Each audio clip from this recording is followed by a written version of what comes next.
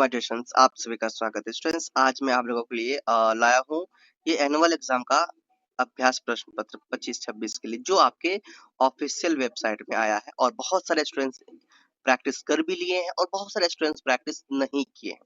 देखिए, आपके एग्जाम से पहले आपको ये जो दिया गया प्रैक्टिस पेपर प्रैक्टिस करने के लिए, इसे करके जरूर जाना चाहिए, क्योंकि आपको यहाँ पर पैटर्न बताता है कि आपके एग्जाम में किस तरह से पैटर्न पूछा जाता है, क्या क्वेश्चन, किस टाइप से क्वेश्चन पूछे जाएंगे, और कौन सा ग्रामर, कौन सा व्याकरण कहाँ कैसे यूज होगा, मतलब ये जो प्रैक्टिस पेपर होता है ना, ये बिल्कुल सिंपल होता है एग्जाम के लिए।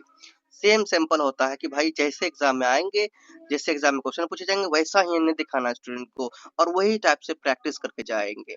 तो यहाँ पे आपको मिलेंगे, और इनमें से बहुत सारे क्वेश्चन डायरेक्ट पूछे भी जाते हैं। इसीलिए कंप्लीट करिए, कैसे अटेम्प्ट करना है, कैसे आंसर समझना है, कैसे आंसर लिखना है, उन सभी को देखिए। एग्जाम के लिए बहुत ही इंपॉर्टेंट होगा। आपका जो एग्जाम होगा स्टूडेंट्स, आप सभी को पता होना चाहिए, 3 घंटे का एग्जाम होगा। अधिकतम जो मार्क्स मिलेंगे 80 मिलेंगे।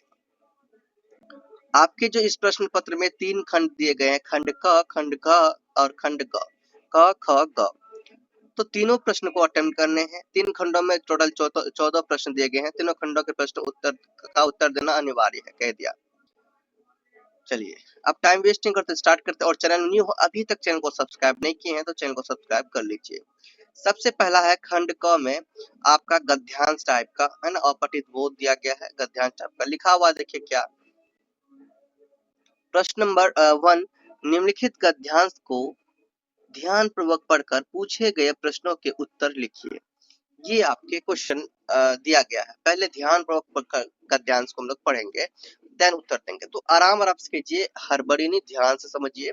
पहले से सच में ध्यान से पढ़ने के लिए अगर दिया गया है तो जल्दीबाजी नहीं करना, ध्यान से ही पढ़ना। चलिए पढ़ते हैं। बालमन तकनीक के जाल में बुरी तरह उलझ गया है। खेल, सूचनाएं, अध्ययन से जुड़ी सामग्री, विद्यालयी गतिविधियों की जानकारियां और मित्रता तक सब कुछ बच्चे तकनीकी संसाधनों के माध्यम से ले रहे हैं। तकनीक के सीमित क्षेत्र में मासूम मन ने अपनी एक अलग दुनिया बना ली है।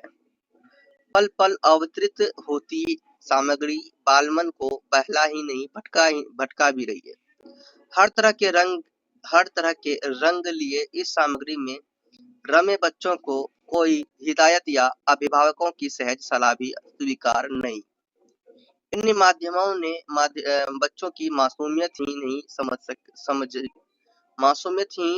नहीं समझ भी छीन ली है।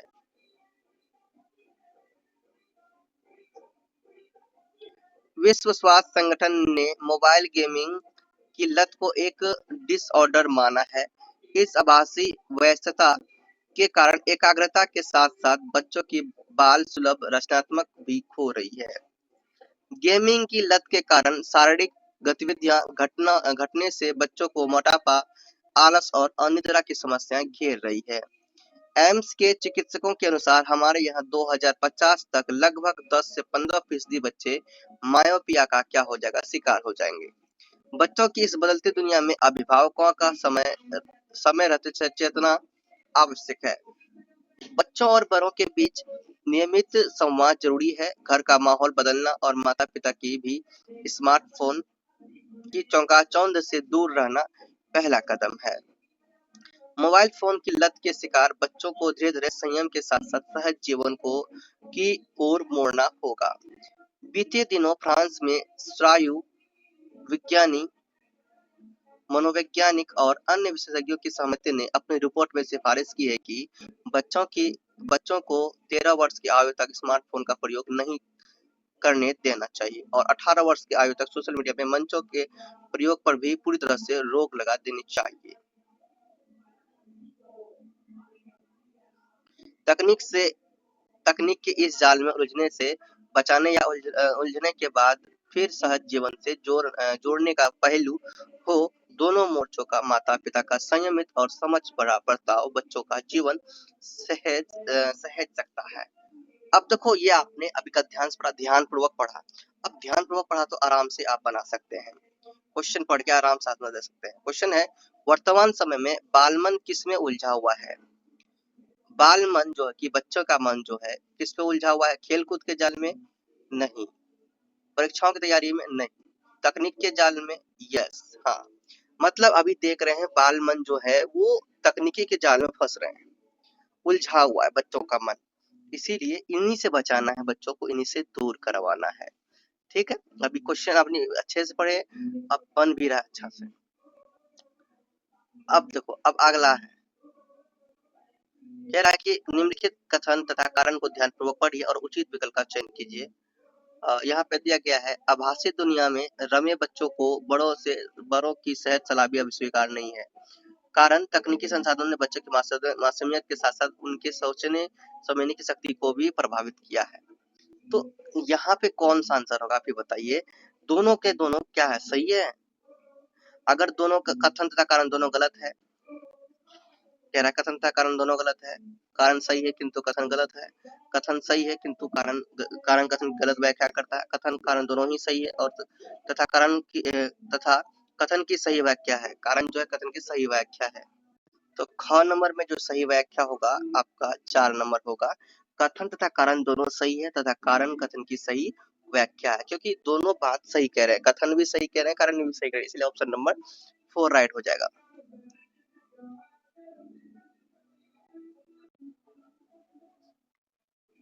ग नंबर में है, निम्नलिखित कथनों पर विचार कीजिए। तकनीकी सामग्री से बाल मन भटक रहा है, सही बात है। तकनीकी सामग्री की बच्चों की मासूमियत पर कोई असर नहीं पड़ता। भाई ऐसा बात नहीं है, असर तो पड़ता है, गलत कह रहा है। तकनीकी सामग्री के कारण बच्चे कुशाग्र बुद्धि बन रहे हैं, और तकनीकी सामग्री के कारण बच्चों की एक अलग दुनिया बन चुकी है, सही बात कह रहे हैं। देखो ऐसी बात नहीं कुशाग्र बुद्धि ही बन रहे हैं, इस तरह से कथनों इस तरफ से मतलब गद्यांश में बात नहीं मतलब बताया गया है कि इस तरह से बदल रहे हैं, लेकिन सुधार हो सकता है। तो यहाँ पे कथन 1 और कथन 4 दोनों सही हैं। अब यहाँ पर देखें ऑप्शन कौन सा है, गद्यांश के अनुसार है ना, गद्यांश के अनुसार कथन 1 और 4 सही है, तो कथन 1 4 ऑप्शन नंबर 4 ये राइट है।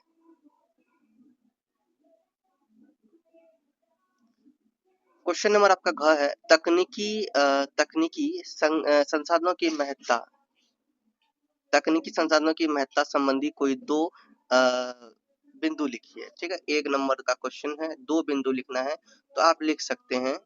आप चाहे तो गद्यांश से लिख सकते हैं, क्योंकि गद्यांश से भी कोई 2 बिंदु आप दे सकते हैं, बट मैंने लिखा आप लोगों के लिए। देखिए आप ये लिख सकते हैं, तकनीकी संसाधनों के माध्यम से बच्चों को खेल, सूचनाएं, अध्ययन सामग्री और विद्यालयी गतिविधियों की जानकारी क्या होती है, मिलती है, और मित्रता और संवाद के साधन भी तकनीक द्वारा सुलभ हो गए हैं।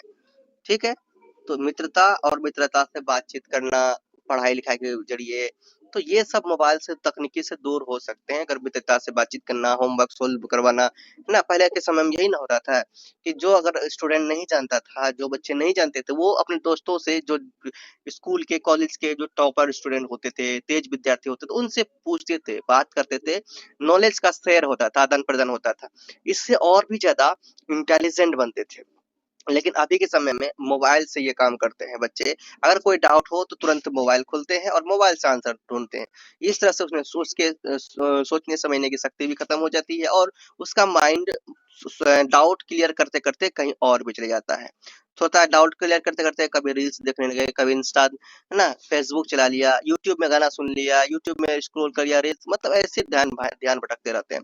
इसीलिए ये दूर होना चाहिए स्टूडेंट्स को, पहले लाइफ में कुछ बड़ा, कुछ सक्सेस हासिल करना चाहिए, तभी कुछ करना चाहिए। चलिए क्वेश्चन नंबर अंगा देखते हैं।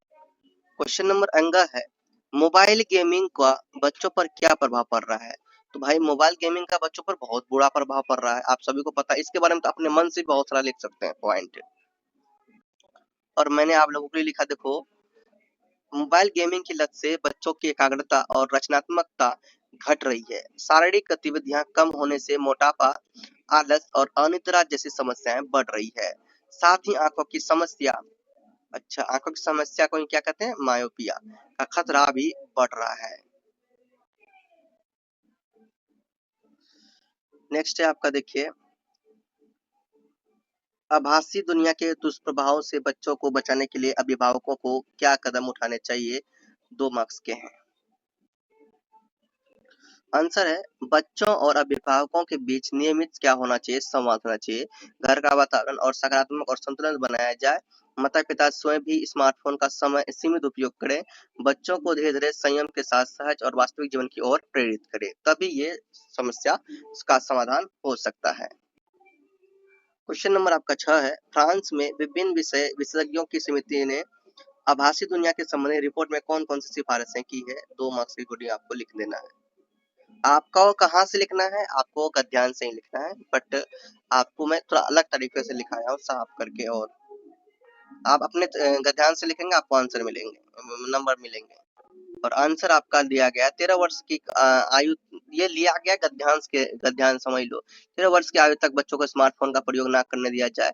18 वर्ष की आयु तक सोशल मीडिया मंचों के उपयोग पर पूरी तरह से रोक लगाई जाए। ये आपका आंसर है। ये होता क्लियर। अब देखते हैं क्वेश्चन नंबर 2 है, निम्नलिखित कविता के अंश को ध्यानपूर्वक पढ़ें, पढ़कर पूछे गए प्रश्न उत्तर। पहले देखिए कविता को ध्यान से पढ़ना है और फिर आपको क्या करना है, क्वेश्चन का आंसर देना है। तपने के बाद वे भट्टे की समाधि से निकली और एक वास्तविक के स्वप्न में विलीन हो गई। एक एक ईंटों भरी अवधारणा है। जी बिल्कुल ठीक सुना आपने, मकान नहीं घर जैसे घर में कोई छोटा बड़ा नहीं होता। सभी लोग सभी लोग करते हैं सब तरह के काम एकदम ईंटों की तरह, जो होती है एक दूसरे की पर्यायवाची, एक दूसरे की बिल्कुल जुड़वा। वैसे ईंटें मेरे पाठ्यक्रम में थी, लेकिन जब वे घर बनाने आई तो पाठ्यक्रम से बाहर था उनका हर दृश्य। ईंटों के चट्टे की छाया में 3 ईंटें थी, एक मजदूरनी का चूल्हा, एक उसके थके हुए सिर के नीचे लगी थी, बाद में जो लगने से बच गई। उनको तो करने थे और बड़े काम, बक्सों अलमारियों को सीलन से बचाना था, टूटे हुए पायों को थमाना था, ऊंची जगहों तक पहुंचाने के लिए बच्चों का कद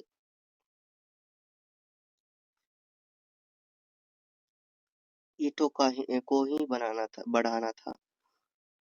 हम चाहते हैं ईंटें हो सुडौल, रंगत हो सुर्ख, बोली में धातुओं की खनक, फिर दाम भी हो मुनासिब। तो ये आपका हो गया कविता। ठीक, तो आपने पढ़ लिया ध्यानपूर्वक। अब क्या करेंगे, अब क्वेश्चन का आंसर देंगे। क्वेश्चन है, तपने के बाद ईंटों के साथ क्या हुआ, निम्नलिखित कथन पर विचार कीजिए। ईंटें भट्टे में समाधिस्थ हो रही, ईंटें भट्टे में ही विलीन हो रही, ईंटें भवन निर्माता के सपनों के काटने लगी, ईंटें भट्टे से बाहर निकल आई। अब हम लोग विकल्प देखेंगे। देखो यहाँ है कथन 1 सही है, कथन 4 सही है, कथन केवल 1 और 3 सही है, और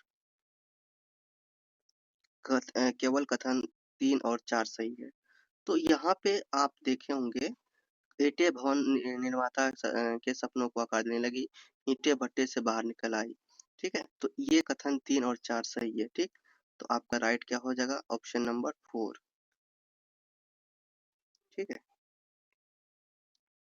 ख नंबर में है, पाठ्यक्रम से इतर इतर ईंटों की बाहरी दृश्य क्या था। भवन निर्माण सामग्री में उपयोग आना, बच्चों के खेलकूद की सामग्री के रूप में काम आना, तपने के लिए भट्टे की अग्नि को सहन करना, मजदूरों के दैनिक जीवन की आवश्यकताओं में काम आना। तो यहाँ आपका राइट आंसर हो जाएगा 4 नंबर, मजदूरों के दैनिक जीवन की आवश्यकताओं में काम आना। ग नंबर में है, फिर दाम भी मुनासिब पंक्ति के माध्यम से मानव स्वभाव की किस विशेषता का पता चलता है। कम दाम में गुणवत्तापूर्ण वस्तु खरीदना, वस्तु खरीदते समय मोल भाव करना, उचित मूल्य देकर ही वस्तु खरीदना, वस्तु खरीदने से पहले जेब टटोलना। तो यहाँ पे राइट आंसर क्या हो जाएगा, ऑप्शन नंबर 1, कम दाम में गुणवत्तापूर्ण वस्तु खरीदना। क्वेश्चन नंबर आपका घ है, मजदूरनी ने ईंटों का उपयोग कैसे किया। स्टूडेंट्स आप लिख सकते हैं, आपको पैराग्राफ से ही वहीं पे जो पढ़े थे वहीं से लिखना है, बट आप लिख लो यहाँ पे, मजदूरनी ने ईंटों का उपयोग चूल्हा बनाने के लिए किया और एक ईंट अपने थके हुए सिर के नीचे सिरहाने की तरह लगाई। घ नंबर में क्वेश्चन है, अंगा नंबर में, गृह निर्माण के पश्चात बची ईंटों के साथ क्या हुआ। 2 नंबर दिया जा रहे हैं, तो 2 नंबर की कोडिंग लिखना होगा। तो आप इस तरह लिखेंगे, गृह निर्माण के बाद बची हुई ईंटों का उपयोग अन्य कार्यों में किया गया, जिसे बक्सों और अलमारियों के सीलन से बचाना, टूटे हुए पायों को सहारा देना तथा बच्चों को ऊंचाई तक पहुंचने के लिए उनका कद बढ़ाना।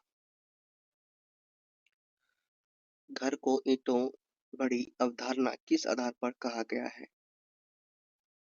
अब यहाँ पे 2 मार्क्स इसमें दिए जा रहे हैं। आंसर है, घर को ईंटों भरी अवधारणा इसलिए कहा गया है क्योंकि जैसे घर में सभी सदस्य समान होते हैं और मिलजुल कर काम करते हैं, वैसे ही ईंटें भी एक दूसरे के समान और परस्पर जुड़ी होती है।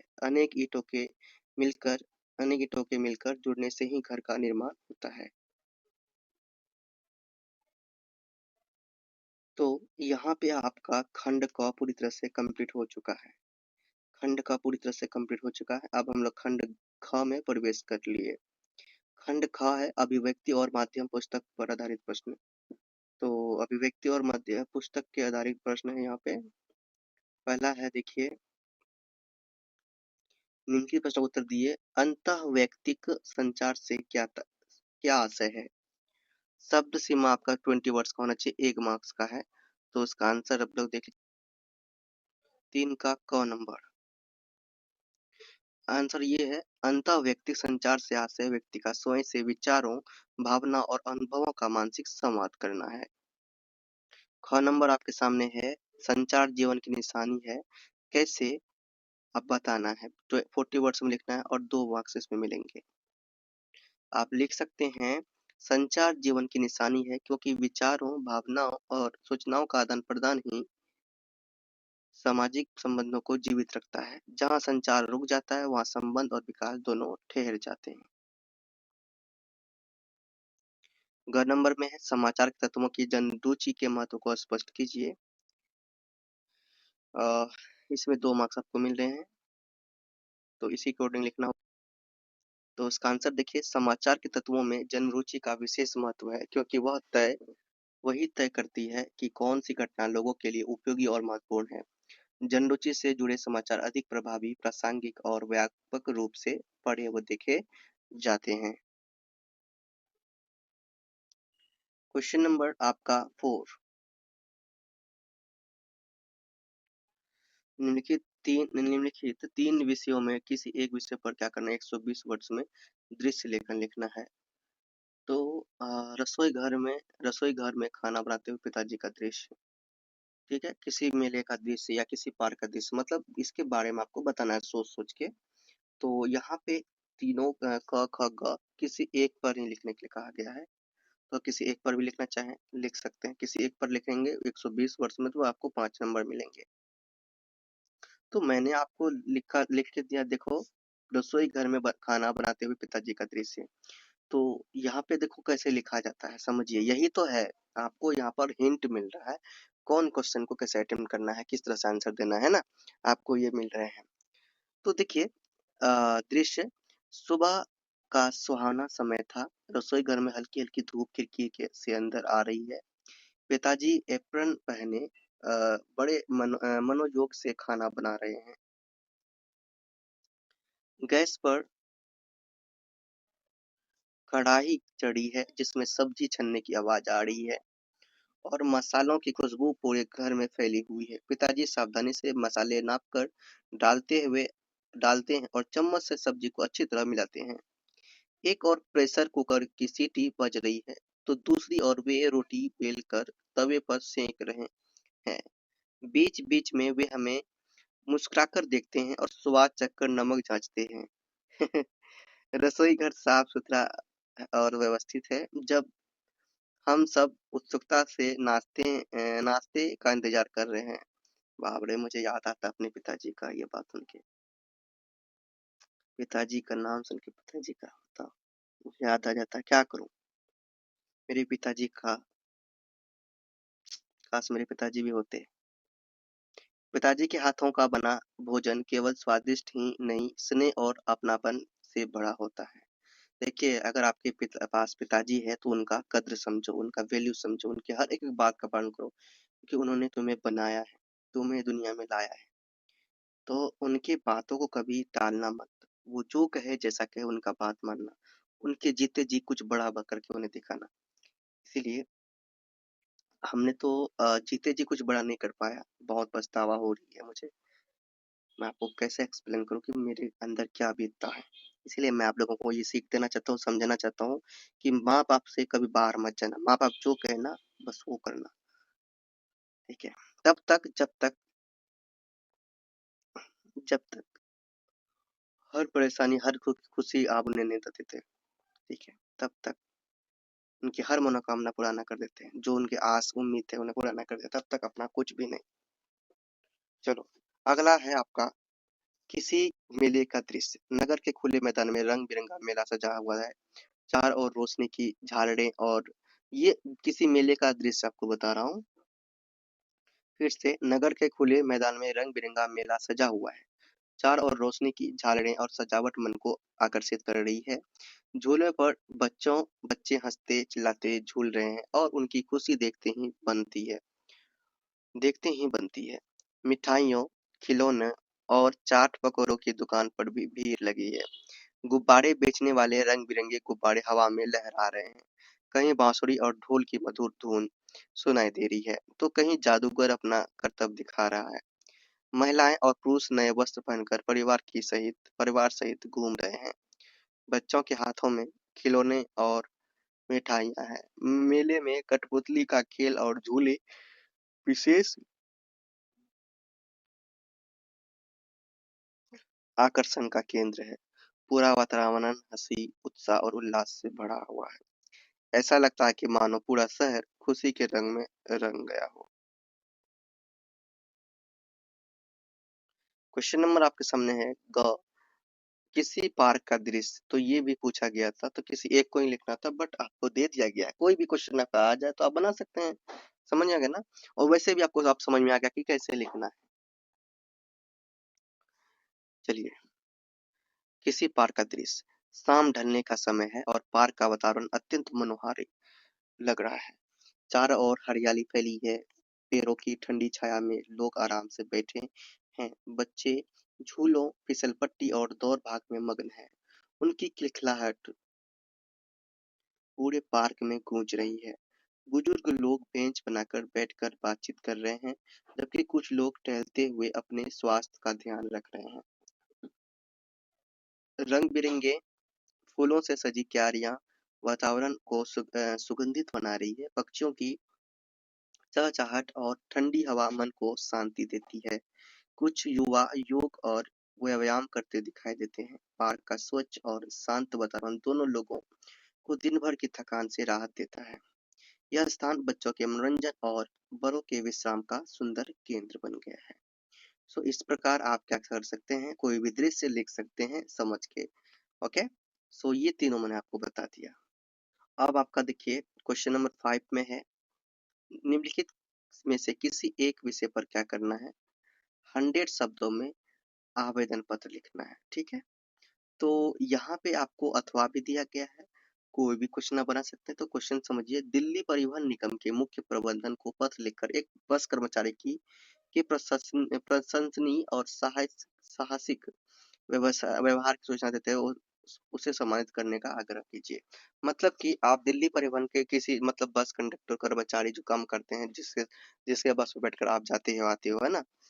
बहुत सारे ऐसे हैं, ये ज्यादातर बहुत रिस्पेक्ट से बात करते हैं जब भी उसके बस में बैठते हो, सफर करते हो, आराम आराम से लेके जाते हैं, है ना। तो उनके बारे में आपको पत्र लिखना है। इसे दिल्ली परिवहन निगम के मुख्य प्रबंधन को पत्र लिखना है। तो अपने वर्ड्स में आपको पत्र लिखना है। तो इसमें आपको ये देखो, ये सरकारी पत्र हो गया ना। इसमें आपको कैसे लिखना है, किस प्रकार आप लिखेंगे, और एक पेज आपका हो जाना चाहिए। चलो, इसे लिखना है। अगर इसे ना हो तो फिर आप दूसरा लिखेंगे। अगर ये ना लिखेंगे तो अथवा में है, जनसंख्या विभाग को घर घर जाकर सूचनाएं एकत्रित करने वाले स्वयं सेवकों की आवश्यकता है, जो हिंदी और अंग्रेजी में भली भांति बात कर सकते हैं और सूचनाओं को सही सही दर्ज कर सकते हैं। इसके साथ ही आवेदकों में विनम्रता पूर्वक बात करने की योग्यता होनी चाहिए। इस काम में अपनी रुचि प्रदर्शित करते हुए जनसंख्या विभाग के सचिव को स्ववृत्त के साथ आवेदन पत्र लिखिए। तो ये दोनों में जो आपको अच्छा लग रहा है उनके बारे में सिर्फ एक ही पेज में तो लिखना है।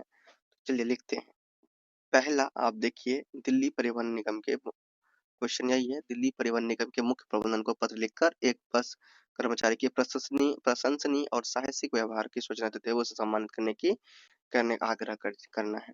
तो देखिए, कोई भी सरकारी पत्र लिखने से पहले आपको उसे रिस्पेक्ट के साथ लिखना होगा। ये आपका फॉर्मल लेटर होता है।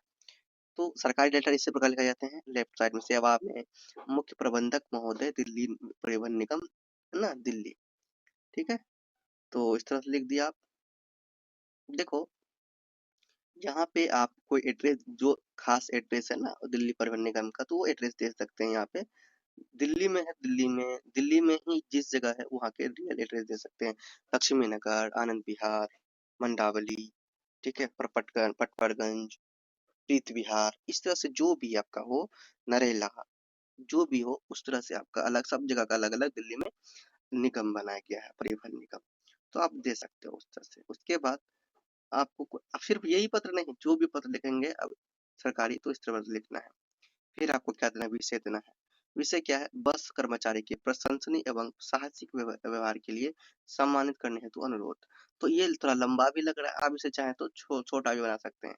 आप लिख सकते हैं कि बस कर्मचारी के प्रशंसनीय हेतु पत्र, या फिर बस कर्मचारी के प्रशंसनीय साहसिक हेतु पत्र। ठीक है, छोटा कर सकते हैं थोड़ा सा। उसके बाद आपको 2 लाइन छोड़ देना है। 2 लाइन छोड़ने के बाद, यहाँ 2 लाइन आपको छोड़ देना है। छोड़ने के बाद आपको लिखना है महोदय, लेफ्ट साइड में ही। दोनों साइड से आपका क्या होना चाहिए, दोनों साइड से आपको छोड़ना है, दोनों साइड आपको क्या करना है, छोड़ देना है इतना तो।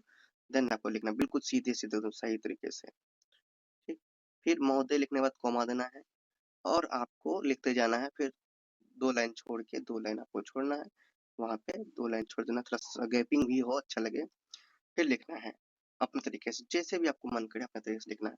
सामान्य निवेदन यह है कि मैंने लिखा है कि दिनांक 10 फरवरी 2026 को रूट संख्या 543 की बस यात्रा में यात्रा करते समय मैंने एक बस चालक का अत्यंत साहसिक एवं सराहनीय व्यवहार देखा। यात्रा के दौरान एक यात्री की अचानक तबीयत बिगड़ गई। संबंधित कर्मचारी ने तुरंत सूझबूझ दिखाते हुए बस को निकटतम अस्पताल की ओर मोड़ा तथा प्राथमिक सहायता उपलब्ध कराई। देखो कितना अच्छा बात है, उनकी तत्परता और मानवता के कारण यात्री को समय पर उपचार मिल सका। ऐसे कर्मठ और संवेदनशील कर्मचारियों के कारण ही निगम की छवि सुदृढ़ होती है। अतः आपसे विनम्र अनुरोध है कि उक्त कर्मचारी को उसके साहसिक और मानवीय कार्य के लिए सम्मानित किया जाए, ताकि अन्य कर्मचारियों को भी प्रेरणा मिल सके। धन्यवाद। भवदीय। अब जो भी नाम है, अपना नाम दे सकते हो, अपना यहाँ अपना नाम दे, फिर पता, मोबाइल नंबर, है ना, इस तरह से आप दे सकते हो। बस हो गया।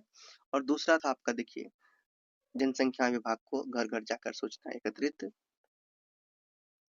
करने वाले ऐसे सेवकों की आवश्यकता है, जो हिंदी और अंग्रेजी में भली भांति बात कर सकते हैं और सूचनाओं को सही दर्ज करा सकते हैं। इसके साथ ही आवेदकों में पूर्वक बात करने की योग्यता होनी चाहिए। इसका काम में अपनी रुचि प्रदर्शित करते हुए जनसंख्या विभाग के सचिव को सुविवृत्त के साथ आवेदन पत्र लिखिए। ठीक है, पत्र है। चलो, ये भी सरकारी है, तो इस तरह लिखना है। सेवा में सचिव महोदय, जन विभाग, अब जहाँ का एड्रेस है वो एड्रेस यहाँ पे दे सकते हैं। विषय आप लिखेंगे स्वयं सेवक पद हेतु आवेदन, और फिर उसी तरह से महोदय, फिर लिखना है विज्ञापन महोदय। महोदय सौम्य निवेदन लिखना है, यहाँ पे अगर लिखना है तो महोदय सौम्य भी लिख सकते हैं, सौम्य निवेदन है कि, या फिर आप डायरेक्टली लिख सकते हो। विज्ञापन के माध्यम से ज्ञात हुआ कि विभाग को घर जाकर, याद, इससे पहले लिखना सौम्य निवेदन ये है कि, है ना, सौम्य निवेदन जिसके ऊपर में लिखे थे, यह है कि, तो आपका इसी लाइन पे होना चाहिए, मतलब मैं आपको लिख दिया, समझा दिया हूँ कि विज्ञापन के माध्यम से ज्ञात हुआ आपके विभाग को घर जाकर सूचनाएं एकत्रित करने हेतु स्वयं सेवकों की आवश्यकता है, और इस कार्य में मेरी गहरी रुचि है। अतः मैं उक्त पद के लिए अपना आवेदन प्रस्तुत कर सक रही हूँ या रहा हूँ। मैं हिंदी व अंग्रेजी दोनों भाषाओं में दक्षता से संवाद कर सकती हूँ तथा सूचनाओं को सावधानीपूर्वक शुद्ध रूप में दर्ज करने में सक्षम हूँ। मेरे स्वभाव में विनम्रता और धैर्य है जिससे लोगों से सहज रूप में बातचीत कर सकती हूँ। मुझे सामाजिक कार्यों में भाग लेने की अनुभव भी है। अतः आपसे निवेदन है कि मुझे अपनी योग्यता सिद्ध करने का अवसर प्रदान करें। मेरा संक्षिप्त स्ववृत्त संलग्न है। धन्यवाद। इस तरह से आप लिख सकते हैं। ओके, फिर अपना नाम वाम लिख सकते हैं, एड्रेस दे सकते हैं, भवदीय, mobile number, email. Question number आपके सामने 6 है। क्वेश्चन नंबर 6 है, निम्नलिखित में से किसी एक विषय पर प्रतिवेदन कार्यवृत्त लिखिए। क नंबर में आपका दिया गया, देखिए आपके विद्यालय में जोनल स्तरीय निबंध प्रतियोगिता आयोजित की गई है। इस संदर्भ में एक प्रतिवेदन तैयार कीजिए। और दूसरा है फिर अथवा भी है। ख नंबर, जो भी आपको सही लगे आप लिख सकते हैं। विद्यालय में हिंदी दिवस मनाने के लिए हिंदी साहित्य परिषद की बैठक 2 सितंबर 2025 को संपन्न हुई थी, जिसमें जिन विषयों पर चर्चा हुई, जो निर्णय लेने के लिए उनका कार्यवृत्त तैयार कीजिए। ये क्वेश्चन है, अब हम लोग देखते हैं आंसर। चलो, पहला है, आपके विद्यालय में जोनल स्तरीय निबंधी प्रतियोगिता की गई, इस संदर्भ में प्रतिवेदन तैयार कीजिए। इस तरह से कुछ तैयार कर सकते हैं। दिनांक 10 फरवरी 2026 को हमारे विद्यालय में जोनल स्तरीय निबंध प्रतियोगिता का आयोजन किया गया है। इस प्रतियोगिता में विभिन्न विद्यालयों के लगभग 50 विद्यार्थियों ने भाग लिया। प्रतियोगिता का विषय था पर्यावरण संरक्षण की आवश्यकता। कार्यक्रम का शुभारंभ प्रातः 10 बजे प्रधानाचार्य महोदय के उद्घाटन भाषण से हुआ। उन्होंने विद्यार्थियों को रचनात्मक लेखन के लिए प्रेरित किया। प्रतियोगिता 2 घंटे तक चली। सभी प्रतिभागियों ने उत्साहपूर्ण भाग लिया। निर्णायक मंडल द्वारा मूल्यांकन के पश्चात प्रथम, द्वितीय एवं तृतीय स्थान प्राप्त करने वाले विद्यालयों को प्रमाण पत्र एवं स्मृति चिन्ह प्रदान किए गए। कार्यक्रम का समापन धन्यवाद ज्ञापन के साथ हुआ। यह प्रतियोगिता अत्यंत सफल एवं प्रेरणादायक रही। अथवा में फिर देख लीजिए, यही था। विद्यालय में हिंदी दिवस मनाने के लिए हिंदी साहित्य परिषद की बैठक 2 सितंबर 2025 को संपन्न हुई थी। उसमें जिन विषयों पर चर्चा हुई और जो निर्णय के लिए उनका कार्यवृत्त तैयार कीजिए। यहाँ इस तरह से लिखना है। इसी तरह लिखा जाता है। दिनांक 2 सितंबर 2025 को विद्यालय में हिंदी साहित्य परिषद की बैठक आयोजित की गई। बैठक की अध्यक्षता प्रधानाचार्य महोदय ने की। बैठक ने हिंदी दिवस 14 सितंबर मनाने के संबंध में चर्चा की। निम्नलिखित निर्णय लिए गए हैं। 14 सितंबर को विशेष प्रार्थना सभा आयोजित की जाएगी। निबंध, भाषण एवं कविता पाठ प्रतियोगिताएं कराई जाएगी। विद्यालय परिसर में हिंदी स्लोगन एवं पोस्टर प्रदर्शनी लगाई जाएगी। विजेताओं को पुरस्कार प्रदान किए जाएंगे। सभी सदस्यों ने कार्यक्रम को सफल बनाने के लिए संकल्प लिया। बैठक का समापन धन्यवाद ज्ञापन के साथ हुआ। नेक्स्ट है क्वेश्चन नंबर 7 आपके सामने। निम्नलिखित प्रश्नों के उत्तर लगभग 40 वर्ड्स में देना है। पहला है, डायरी निजी अनुभूतियों के साथ सामाजिक आर्थिक परिप्रेक्ष्य का ब्यौरा प्रस्तुत करता है, स्पष्ट कीजिए। दूसरा है, प्लेस फॉरवर्ड तकनीक को उदाहरण के साथ स्पष्ट कीजिए। तो ये पहला यही है। साथ का कौन, डायरी निजी अनुभूतियों के साथ साथ सामाजिक आर्थिक परिप्रेक्ष्य को का ब्यौरा प्रस्तुत करता है, स्पष्ट कीजिए। डायरी लेखक के व्यक्तिगत अनुभव, भावना और विचारों को अभिव्यक्त करती है। साथ ही उस समय के सामाजिक और आर्थिक परिस्थितियों का भी चित्रण करती है। इसमें व्यक्ति अपने आसपास घटित घटनाओं, समाज की समस्याओं तथा परिवेश का सजीव विवरण प्रस्तुत करता है। ग नंबर में यही था, प्लेस फॉरवर्ड तकनीक को उदाहरण के साथ स्पष्ट कीजिए। प्लेस फॉरवर्ड तकनीक में कहानी को वर्तमान से आगे भविष्य की घटना की ओर ले जाया जाता है। उदाहरण के लिए, कथा में नायक के बचपन का वर्णन करते हुए लेखक अचानक उसके सफल भविष्य का संकेत दे देता है। देखिए स्टूडेंट, इसी क्वेश्चन के साथ आपका खंड ख कंप्लीट सा है। अब आता है खंड ग, जो आपके बुक का है अंतरा भाग 1 तथा अंतराल भाग 1। पाठ पुस्तकों पर आधारित ये क्या प्रश्न है। चलिए, तो यहाँ पे आपको काव्यांश दिया गया है, इसे पढ़कर भी आपको आंसर देना कितना अच्छा है। लोगों का क्या है? लोग तो यह भी कहते मगध अब कहने को मगध है, रहने को नहीं, कोई टोकता तक नहीं, इस डर से कि मगध में टोकने की रिवाज न बन जाए। एक बार शुरू होने पर कहीं न रुकता हस्तक्षेप। वैसे तो मगध निवासियों कितना भी कतराओ, तुम बच नहीं सकते हस्तक्षेप से, है ना? तो ये आपने पढ़ा। अब एमसीक्यू है। पंक्ति मगध अब कहने को मगध है, रहने को नहीं। मगध किसका प्रतीक है? किसी नाम से खोखली होती जा रही सत्ता का, भारत के एक प्राचीन राज्य का, एक ऐसे स्थान वहाँ जहाँ बोलने की पूरी आजादी हो, एक ऐसे स्थान जहाँ रहना बहुत कठिन हो गया है। तो ऊपर तरफ देख लीजिए।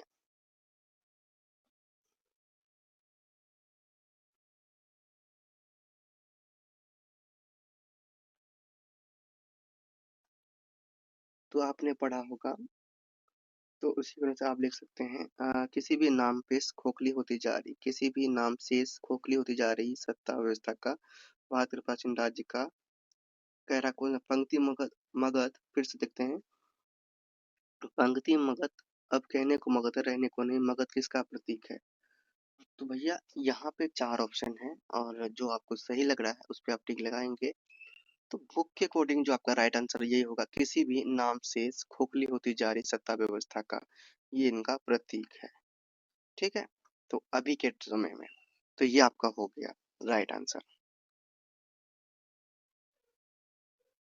निम्नलिखित कथन तथा कारण को ध्यानपूर्वक पढ़िए तथा उत्तर के लिए दिए गए विकल्पों में से सही विकल्प का चयन कीजिए। कथन मगध अब कहने को मगध है, रहने को नहीं का तात्पर्य है कि मगध का गौरवशाली अतीत समाप्त हो चुकी है और उसका वर्तमान स्वरूप पतनशील और खोखला है।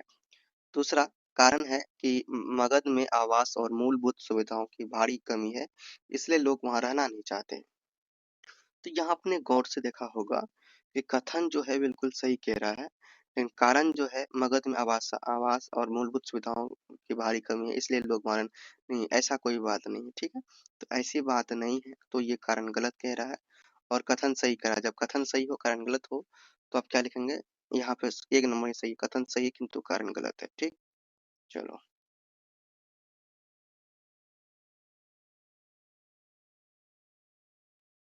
पंक्ति एक बार शुरू होने पर कहीं नहीं रुकता। हस्तक्षेप शब्द का क्या अर्थ है? तो यहाँ पे आप देखेंगे चारों। पहला है रोजमर्रा के जीवन का समान समान उठा पटक विरोध, या दूसरा है विरोध या असम्मति की वह धारा जो नियंत्रण से बाहर हो सकती है। मगध की आंतरिक समस्याओं में बाहरी दर्शकों का दखल, शासक द्वारा नागरिकों के व्यक्तिगत जीवन में दखल। तो राइट क्या हो जाएगा आपका? विरोध और या फिर असहमति की वह धारा जो नियंत्रण से बाहर हो सकती है। कवि के अनुसार हस्तक्षेप से क्यों नहीं बचा जा सकता है? क्योंकि बाहरी ताकतें मगध को नियंत्रित कर रही है, क्योंकि शासक खुद हस्तक्षेप चाहता है, क्योंकि मगध निवासियों को टोकने की आदत पड़ चुकी है, क्योंकि निष्क्रियता के बावजूद परिवर्तन की प्रक्रिया अपरिहार्य है। राइट हो जाएगा ऑप्शन नंबर 4, निष्क्रियता के बावजूद परिवर्तन की प्रक्रिया अपरिहार्य है। क्वेश्चन नंबर अंग है, नागरिकों द्वारा टोकने से क्यों बचा जा रहा है? क्योंकि वे हस्तक्षेप की अनिवार्यता को समझते हैं, क्योंकि मगध में टोकने की कोई रिवाज नहीं है, इस डर से विरोध का रिवाज स्थापित न हो जाए, क्योंकि वे मगध के शासक का सम्मान करते हैं। तो यहाँ पर कौन होगा आप लोग देख लीजिए, जो सही हो आप लगा सकते हैं। आपका राइट हो जाएगा इस डर से विरोध का रिवाज स्थापित ना हो जाए। क्वेश्चन नंबर आपके सामने 9 है। काव्य खंड पर आधारित निम्नलिखित में से किन्हीं दो प्रश्नों का उत्तर देना 40 वर्ड में। कबीर ने अपने पद में बालम शब्द का प्रयोग किसके लिए और क्यों किया? ठीक है। दूसरा, बादल को गिरते देखा कविता में नागार्जुन ने बादल के कोमल और कठोर दोनों रूपों का वर्णन किया है, उदाहरण देकर बस स्पष्ट कीजिए। तीसरा है पत्नी की आंखें आंखें आंखें नहीं हाथ है जो मुझे थामे हुए हैं। पंक्ति के आधार पर स्पष्ट कीजिए, कवि ने पत्नी की आंखों में हाथों का प्रतीक क्यों दिया? तो ये है यहाँ पर आपका ये राइट है। पहला क्वेश्चन यही है। कबीर ने बालम शब्द का प्रयोग ईश्वर के लिए किया। वे भगवान को प्रियतम मानकर उनसे आत्मिक प्रेम व्यक्त करते हैं। बालम कहकर वे भक्त और भगवान के गहरे स्नेहमय संबंध को दर्शाते हैं। दूसरा है बादल को गिरते देखा। कविता में नागार्जुन ने अ, बादल के कोमल और कठोर दोनों रूपों का वर्णन किया है। उदाहरण देकर बताइए। तो नागार्जुन ने बादल का कोमल रूप वर्षा करते समय दिखाया है, जब वह धरती को शीतलता देता है। कठोर रूप में वह गरजता है और आंधी तूफान लाता है। इससे बादल के दोनों स्वभाव प्रकट होते हैं। गौ नंबर है पत्नी की आंखें। आंखें नहीं हाथ हैं जो मुझे थामे हुए हैं। पंक्ति के आधार पर स्पष्ट कीजिए कि कवि ने ने पत्नी की आंखों को हाथों का प्रतीक क्यों दिया है। इस पंक्ति ने इस पंक्ति में कवि ने पत्नी की आंखों को सहारा देने वाले हाथों के समान बताया। उसका स्नेह, विश्वास और साथ ही कवि को जीवन में संभाले रखता है, जैसे हाथ किसी को गिरने से बचाते हैं। ये हो गया कंप्लीट। क्वेश्चन नंबर 10 देखिए क्या है। 10 नंबर में निम्नलिखित काव्यांशों में किसी एक पर 100 प्रसंग व्याख्या लगभग 100 वर्ष में करना है। तो चलिए पहले पढ़ लेते हैं काव्यांश क्या है, उसी अनुसार आप लोग काव्यांशों का क्या करेंगे, संदर्भ सहित व्याख्या। चीर सजग आंखें उनिदी आज कैसा व्यस्त बना। जाग तुझको जान दूर जाना। अचल हिमगिरी के हृदय में आज चाहे कंप होले। यह प्रलय के आंसुओं में मौन अलसित व्योम रोले। आज भी आलोक को डोले तिमिर की घोर छाया। जागकर विद्युत शिखाओं में निठुर तूफान बोले। पर तुझे है नाश पथ पर चिन्ह चिन्ह अपने छोर आना। जाग तुझको दूर जाना। तो ये है काव्यांश। इसके अकॉर्डिंग आपको 100 प्रसंग व्याख्या करना है 100 वर्ड्स में। आंसर लिखते समय आप चाहे तो वो स्टेप को लिख सकते हैं और इस तरह से लिखना है। प्रसंग में आपको बताना है कि ये कविता कहाँ से लेके आई है और इंट्रो इंट्रो देना है एक तरीके से। प्रस्तुत कविता महादेवी वर्मा द्वारा रचित प्रेरणात्मक कविता से ली गई है। इसमें कवित्री मनुष्य को जीवन पथ पर जागरूक और दृढ़ रहने का संदेश देती है। व्याख्या कवित्री कहती है कि मनुष्य तू सदा सजग रहने वाला है, फिर आज क्यों आलस्य में है। तुझको अभी दूर जाना है, चाहे हिमालय कांप उठे, आकाश रो पड़े, अंधकार छा जाए, भयंकर तूफान आए, फिर भी तुझे अपने लक्ष्य की ओर बढ़ते जाना रहना है। कठिनाइयों से घबराना नहीं चाहिए, बल्कि साहस पूर्वक आगे बढ़ते हुए अपने कर्मों के अमिट चिन्ह छोड़ने चाहिए। ठीक है। अथवा दूसरा है देखिए।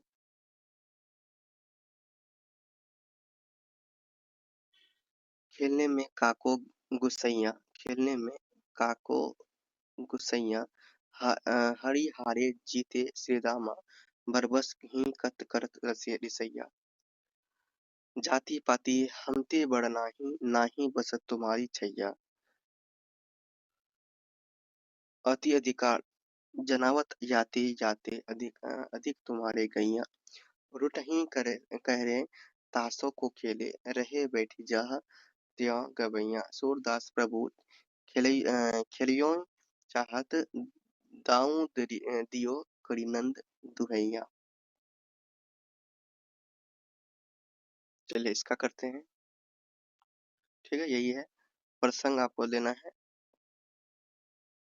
प्रस्तुत पद भक्ति सूरदास द्वारा रचित है। इसमें बालकृष्ण और के सखा श्रीदामा ने सुदामा के बीच खेल का प्रसंग वर्णित है। खेल के दौरान हार जीत को लेकर उत्पन्न तकरार को कवि ने सरल और हास्यपूर्ण ढंग से प्रस्तुत किया। तो श्रीदामा को आप लोग सुदामा मान लेना। तो सुदामा।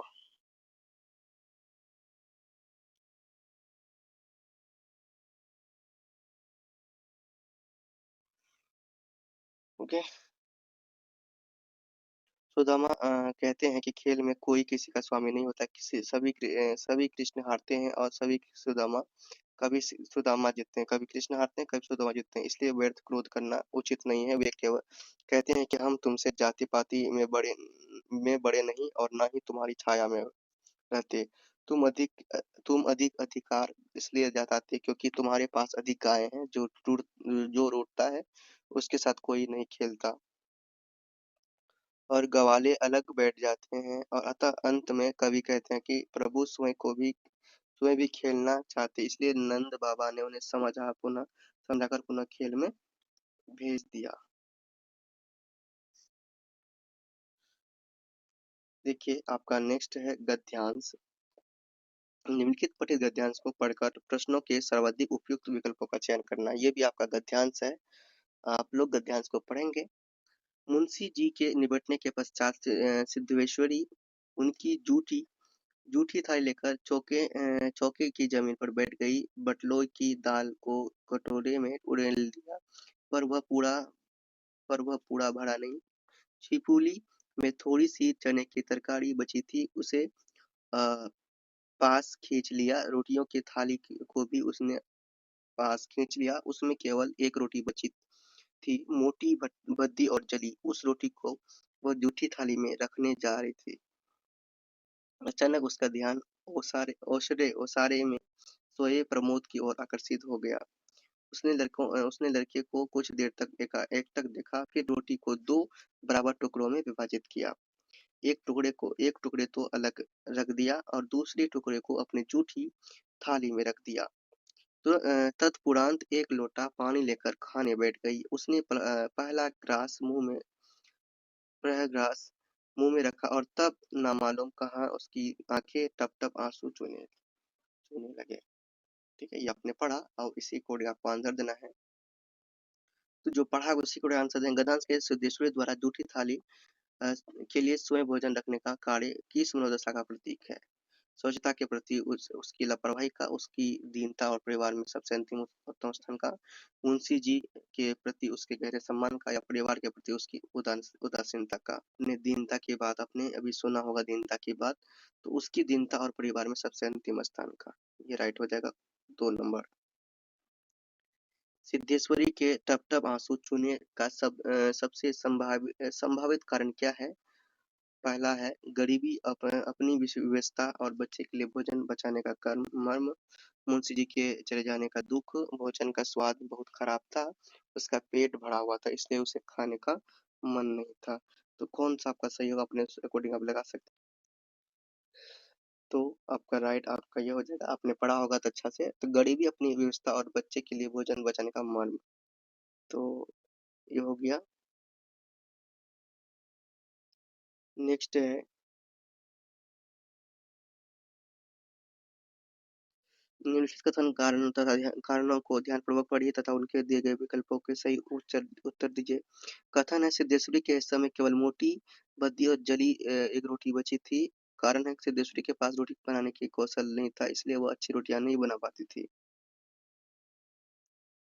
देखो कथन तो सही कह रहा है, आपने जो पढ़ा था गद्यांश उनके अकॉर्डिंग, लेकिन कारण गलत है। कथन सही और कारण किंतु कारण गलत पर सही ठीक लगा देना है। ओके, घ नंबर में गद्यांश के आधार पर सिद्धेश्वरी का चारित्रिक विशेषता क्या है? स्वार्थी और लापरवाह, फिजूल खर्ची करने वाली, त्याग और ममतामयी, या फिर क्रूर और भावुकताहीन। तो देखिए राइट हो जाएगा आपका त्याग और ममतामयी। गद्यांश में मोटी भद्दी और जड़ी रोटी का उल्लेख किस बात का संकेत देता है? परिवार और आर्थिक तंगी के कारण निम्न गुणवत्ता वाला भोजन, सिद्धेश्वरी के खाना के खराब कौशल का, रोटी को जानबूझकर ऐसा बनाया गया ताकि उसे ना खाए। सिद्धेश्वरी को ऐसा ही रोटी खाना पसंद था। राइट होगा आपका परिवार की आर्थिक तंगी के कारण निम्न गुणवत्ता वाला भोजन। अब देखिए स्टूडेंट्स आपका आया है गद्य खंड के आधार पर निम्नलिखित 3 प्रश्नों के उत्तर किन्हीं 2 प्रश्नों के उत्तर लगभग 40 वर्ड्स में दीजिए। 3 प्रश्नों में से किन्हीं 2 प्रश्नों का उत्तर देना है। कितने वर्ड्स में? 40 वर्ड्स में। अगर क नंबर में है मानो भ्रातृत्व का एक सूत्र इन समस्त आत्माओं को एक लड़ी में पिरोए हुए हैं। इस कथन के संदर्भ में स्पष्ट कीजिए कि धर्म तोड़ता नहीं जोड़ता है। चलो यही क्वेश्चन है। आंसर देखिए, यह कथन दर्शाता है कि सभी मनुष्य एक ही सूत्र में बंधे हैं। धर्म का वास्तविक उद्देश्य प्रेम, भाईचारा और एकता बढ़ाना है, इसलिए धर्म तोड़ता नहीं, जोड़ता है। ये हो गया। ख नंबर में आपका ये था, खानाबदोश कहानी में समाज के मजदूर वर्ग की गरीबी, असुरक्षा और पूंजीपति वर्ग द्वारा उसके शोषण को सामने लाया गया। इस कथन की समीक्षा कीजिए। खानाबदोश कहानी में मजदूर वर्ग की गरीबी और असुरक्षा दिखाई गई। पूंजीपति उनकी मजबूरी का लाभ उठाकर उनका शोषण करते हैं। गो नंबर में यही था, जिस प्रकार ट्रेन बिना इंजन के नहीं चल सकती, ठीक उसी प्रकार हिंदुस्तानी लोगों को कोई चलाने वाला होश से भारतेंदु जी ने अपने देश के खराबियों के मूल कारण खोजने के लिए क्यों कहा। आंसर है, भारतेंदु जी का आशय था कि देश की उन्नति के लिए सही नेतृत्व आवश्यक है। जैसे ट्रेन इंजन के बिना नहीं चलती, वैसे ही समाज को मार्गदर्शन की जरूरत होती है। ये तीनों क्वेश्चन का आंसर हो गया। अगला है, निम्नलिखित गद्यांशों को किसी एक स्वप्रसंग व्याख्या की 100 शब्दों में लिखिए। इन ईंटों पर मेरा कोई हक नहीं, क्यों मानो तो ताज्जुब बड़ी कड़वाहट से कहा। उसके अंदर बवंडर मचल रहा था। कुछ देर खामोशी के बाद मानो बोली, हर महीने कुछ बचत करे, ज्यादा ईंटें बनाए, तब भी अपना घर नहीं बना सकते। अपने भीतर कुल बुलाते सवालों को बाहर लाना चाहती थी। मानो इतनी मजदूरी मिलती कहाँ, पूरे महीने महीने होड़ गोड़ तोड़ के कितने रुपये बचे। कुल 80, एक साल में 1000 ईंटों के दाम अगर हमने बचा भी लिए तो घर बनाने के लिए लायक रुपया जोड़ते जोड़ते उम्र निकल जाएगी। फिर भी घर ना बन पावेगा। सुखिया ने दुखी मन से कहा। तो इसे हम लोग क्या करेंगे, सप्रसंग व्याख्या करेंगे 100 शब्दों में। तो प्रसंग लिखना पहले, यह अंश कहानी खानाबदोश से लिया गया है। इसमें मानो और सुखड़िया जैसे मजदूर दंपति की गरीबी और बेघर होने की पीड़ा व्यक्त की गई है। इनकी व्याख्या देखिए। तो मानो दुख और कराहट के साथ कहती है कि जिन ईंटों को वे अपने हाथों से बनाते हैं, उन पर कोई उनका अधिकार नहीं है। वह सोचती है कि यदि वे अधिक बचत करें तो क्या अपना घर बना पाएंगे। पर सुखिया बताता है कि इतनी कम मजदूरी में यह संभव नहीं। पूरे साल की मेहनत के बाद भी वे घर बनाने लायक धन नहीं जोड़ सकते। इससे मजदूर वर्ग की असहाय आर्थिक शोषण और अपने घर के सपने के टूटने की वेदना प्रकट होती है। और एक फिर आपके सामने है अथवा, देखिए यहाँ पे देखिए, ख नंबर, तुम्हारी ही बात सही, तुम षड्यंत्र में नहीं, विद्रोह में नहीं, पर यह बकबक क्यों। इससे फायदा तुम्हारी इस बकबक से ना तो देश दुर्दशा दूर होगी और न उसकी पराधीनता। तुम्हारा काम पढ़ना है, पढ़ो, इसके बाद कर्म करना होगा, परिवार और देश की मर्यादा बचानी होगी। तुम पहले अपने घर का उद्धार तो कर लो, तब सरकार के सुधार का विचार करना। उसने नम्रता से, चाचा जी क्षमा कीजिए, इस विषय में अपने आप से विवाद नहीं करना चाहता। ठीक है, तो ये आपने पढ़ा। इसका भी हम लोग देखेंगे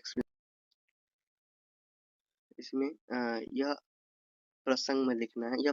यह भारतेंदु हरिश्चंद्र की रचना से लिया गया है, जहाँ एक युवा और उसके चाचा के बीच स्थिति पर संवाद हो रहा है। व्याख्या करना है। चाचा युवक को समझाते हैं कि केवल बातें करने से देश की दुर्दशा दूर नहीं होगी। वे उसे पहले अपनी पढ़ाई और परिवार की जिम्मेदारियों पर ध्यान देने की क्या दिए सलाह देते हैं। युवक विनम्रता से उत्तर देता है और वह है कि वह विवाद नहीं करना चाहता। इस अंश में कर्तव्य, मर्यादा और व्यवहारिक सोच पर जोर दिया गया है। साथ ही उस समय की सामाजिक और राष्ट्रीय चिंताओं को भी दर्शाया गया है।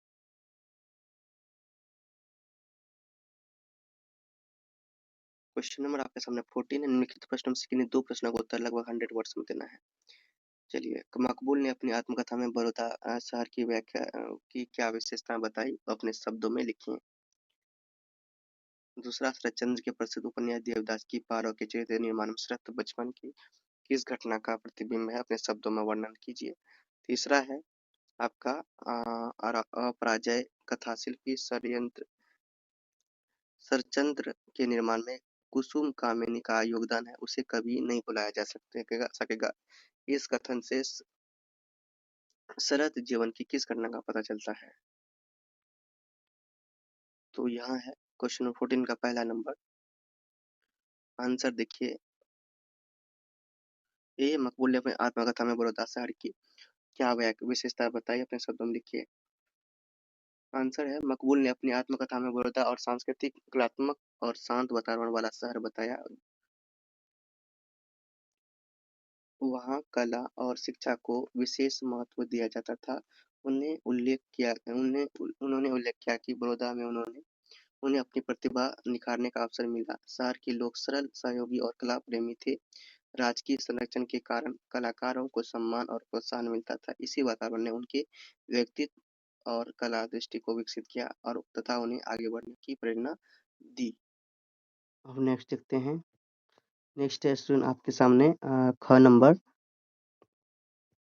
शरत चंद्र के प्रसिद्ध उपन्यास देवदास की पारों के चरित्र निर्माण में शरत के बचपन की किस घटना का प्रतिबिंब है, अपने शब्दों में वर्णन कीजिए। शरतचंद्र के उपन्यास देवदास की पारों के चरित्र में उनके बचपन की एक घटना का प्रतिबिंब दिखाई देता है। बचपन में उनकी एक सखी से आत्मीय लगाव था, पर सामाजिक बंधनों पर और परिस्थितियों के कारण वह संबंध पूर्ण नहीं हो सका। उसी अधूरे प्रेम, संवेदना और पीड़ा को उन्होंने पारो के चरित्र में उकेरा। पारो का स्वाभिमान, प्रेम में दृढ़ता और त्याग की भावना शरत के व्यक्तिगत अनुभवों से प्रेरित है। ग नंबर में आपके सामने है, देखिए। अपराजय कथाशिल्पी शरत्चंद्र के निर्माण में कुसुम कामिनी का योगदान है कि है उसे कभी बुलाया नहीं जा सकेगा। इस कथन के शरत के जीवन की किस घटना का पता चलता है? इस कथन से स्पष्ट होता कि कुसुम कामिनी ने शरतचंद्र के जीवन और साहित्यिक विकास में महत्वपूर्ण भूमिका निभाई। उन्होंने शरत को प्रोत्साहन, स्नेह और मानसिक सहयोग दिया। कठिन परिस्थितियों में उनका साथ शरत के लिए प्रेरणा बना। कुसुम कामिनी के विश्वास और समर्थन ने शरत को लेखन के प्रति समर्पित रहने की शक्ति दी। इसलिए उनके योगदान को शरत के व्यक्तित्व और साहित्यिक निर्माण में अविस्मरणीय माना जाता है। ठीक है, तो इस तरह से आपका ये कंप्लीट हो चुका है। ये क्वेश्चन पेपर आपका पूरी तरह से कंप्लीट हो चुका है। पूरा कंप्लीट हो गया आपका क्वेश्चन पेपर। 14 नंबर तक का क्वेश्चन पेपर था, पूरा मैंने कंप्लीट कर दिया। देखिए, मैंने आपके लिए इतना मेहनत किया, तो आप लोगों का भी फर्ज बनता है सपोर्ट करने के लिए। ये क्वेश्चन पेपर भी आपको टेलीग्राम में मिल जाएंगे और इनके सॉल्यूशन भी आपको कहाँ मिलेंगे? टेलीग्राम में। मैं क्वेश्चन आंसर दोनों तो टेलीग्राम में अपलोड कर दूंगा, वहाँ से आप लोग डाउनलोड कर सकते हैं और तैयारी कर सकते हैं। और देखिए, चैनल को ज़रूर सब्सक्राइब कर लीजिए, इससे आप मेरा सपोर्ट कर पाएँगे और मेरा चैनल ग्रो हो पाएगा। और अपने दोस्तों के पास शेयर कीजिएगा। और आपको इस बात को बता दूँ ना, आपके जो भी स्टूडेंट्स हैं, आपके घर में बच्चे-वच्चे हैं, उन्हें भी पढ़ा सकते हैं इनमें। क्लास 3rd, 4th से लेके 12th तक की तैयारी होती है, इग्नू प्रिपरेशन होता है, बीए, बीकॉम इन सब का प्रिपरेशन यहाँ पर होता है। तो आप लोग किसी को भी जोड़ सकते हैं और मोटिवेट किया जाता है चैनल में। तो चैनल बहुत ही उपयोगी होगा, चैनल को ज़रूर सब्सक्राइब कर लीजिएगा। मिलते हैं नेक्स्ट वीडियो में, तब तक के लिए बाय। जय श्री कृष्ण। प्रेम से रहो, प्रेम से पढ़ो, प्रेम से बोलो।